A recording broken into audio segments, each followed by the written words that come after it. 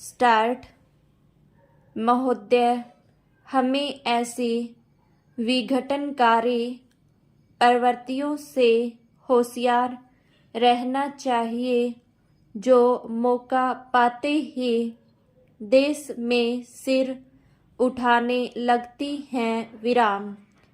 इन विघटनकारी प्रवृत्तियों में कुछ ऐसी हैं जो सांप्रदायिकता की श्रेणी में आती हैं, अर्थात किसी धर्म की आड़ में खेली जाने वाली राजनीति जिसमें एक धार्मिक वर्ग को दूसरे से नफरत करने के लिए उकसाया जाता है। विराम।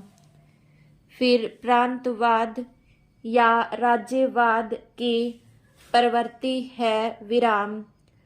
हमारे देश में सबसे घातक और खतरनाक प्रवृत्ति शायद जातिवाद की है। विराम।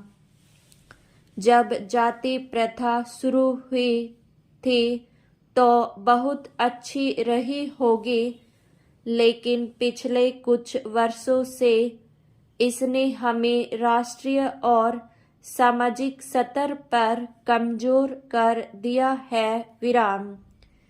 इसने हमें छोटे छोटे गुटों में बांट दिया है। विराम। इससे लोगों में वर्ग बन गई हैं। विराम। कुछ लोग अपने आप को उच्च जाति का कहते हैं तो कुछ मध्यम जाति का और कुछ निम्न जाति का, कुछ की तो कोई जाति ही नहीं है। विराम। इस तरह यह असमानता शुरू हुई। विराम।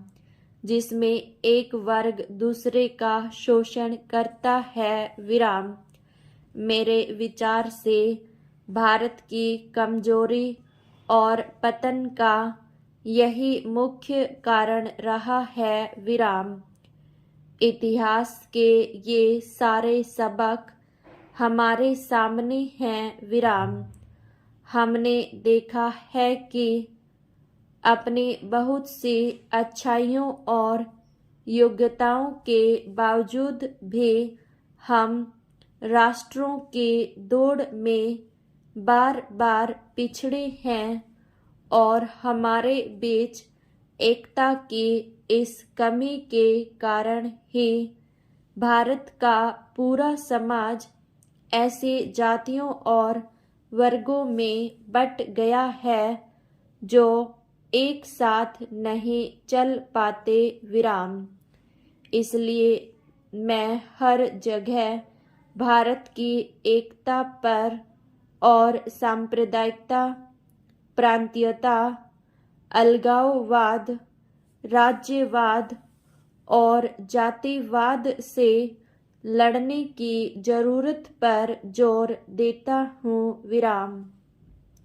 जहाँ तक मैं समझता हूँ और आशा है आप भी वैसा समझते हैं, भारत के उत्तर, दक्षिण तथा पूर्व और पश्चिम में कोई बंटवारा नहीं है। विराम।